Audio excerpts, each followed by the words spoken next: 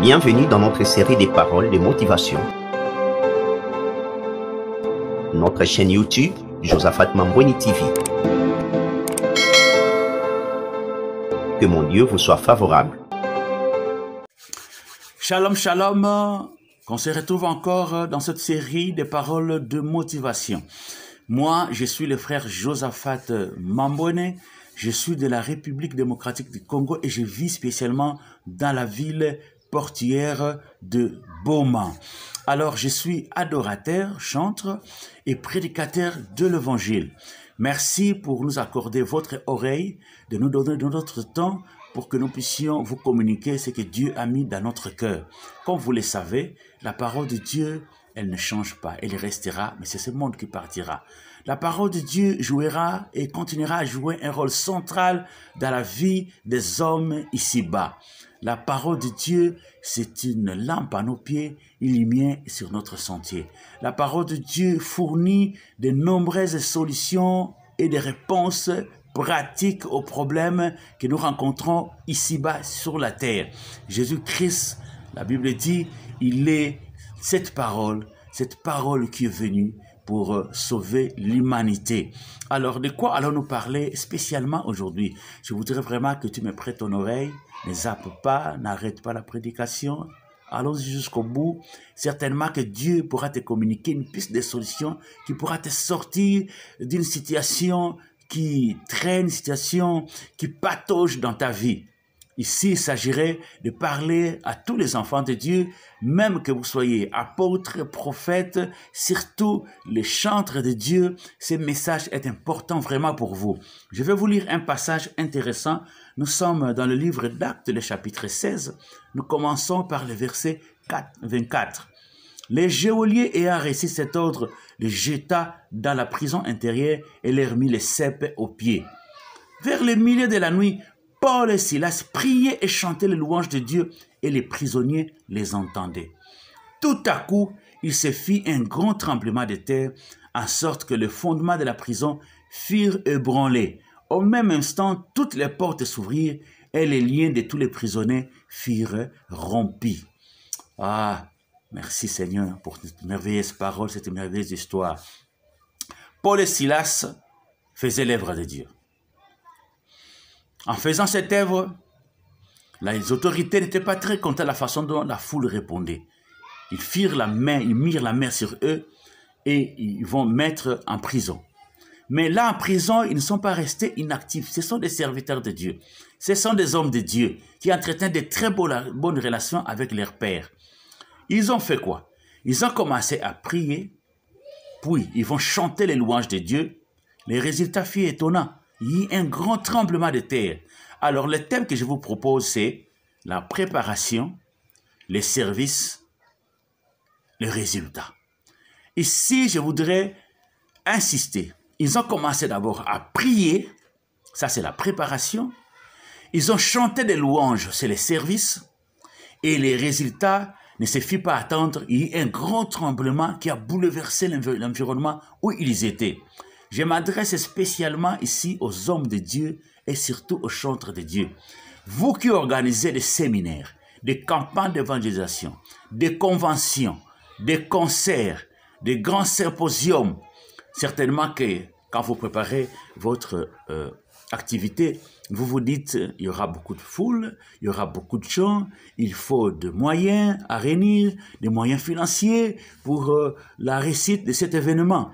Mais moi, je viens ici vous livrer un petit secret, peut-être que vous le saviez déjà, mais je voudrais quand même remarteler là-dessus, parce que beaucoup de gens sont tombés dans l'apathie. Qu'est-ce qui se passe? Ils se disent, parce que j'ai organisé telle activité et ça marchait, donc la prochaine activité, je croise mes mains, je dors le sommeil de juste et j'irai encore faire telle activité. Ne commettez pas cette erreur.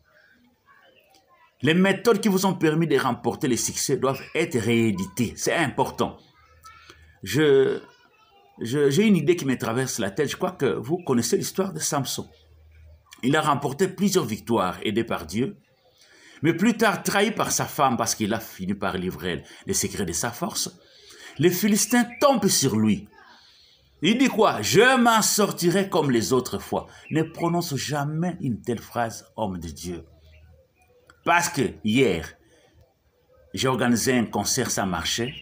Prochainement, je ne fais plus cas de toutes ces méthodes que j'ai suivies. Je vais faire un concert. Tu tomberas sur un fiasco. Tu tomberas sur un fiasco.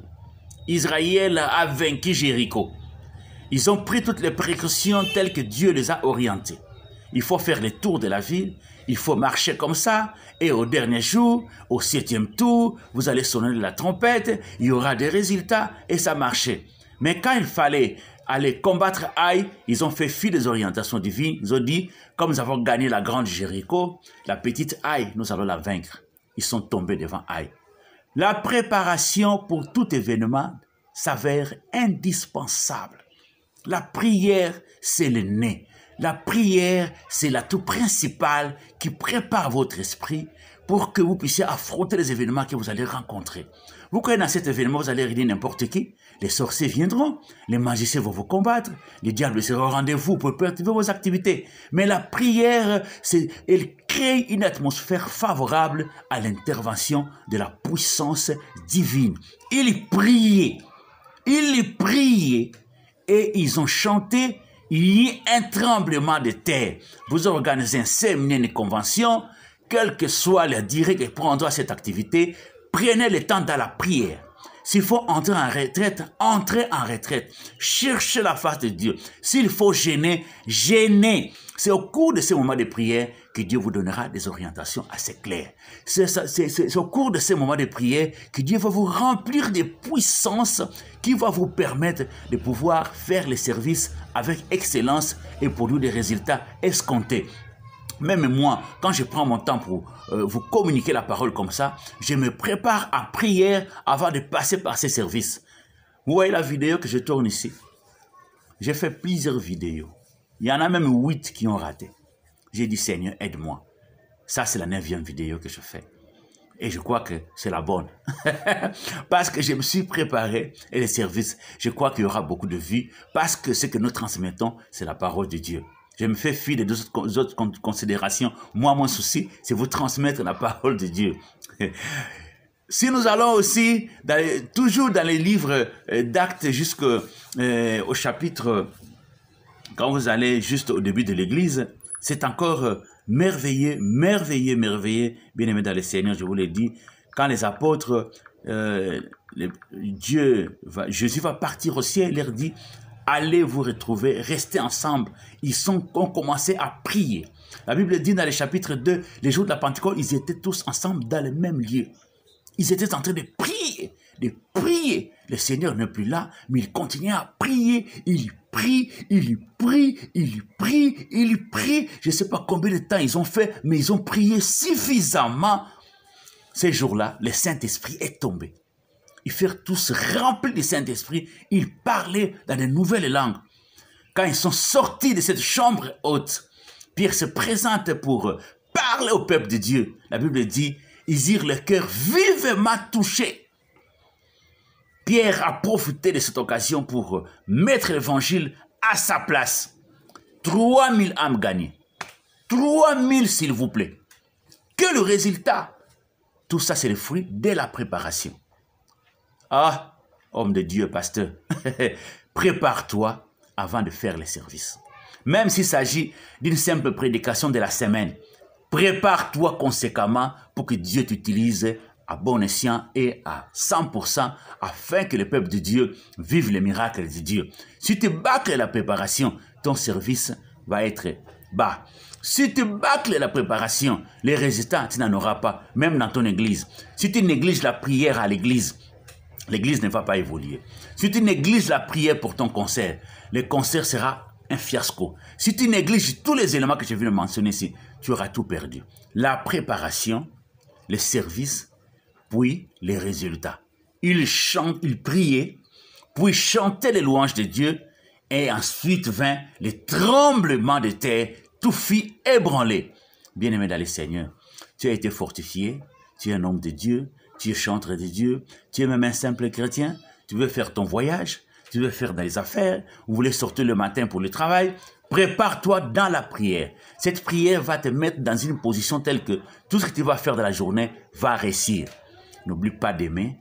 Pourquoi pas partager et vous abonner. Que mon Dieu vous bénisse. Amen.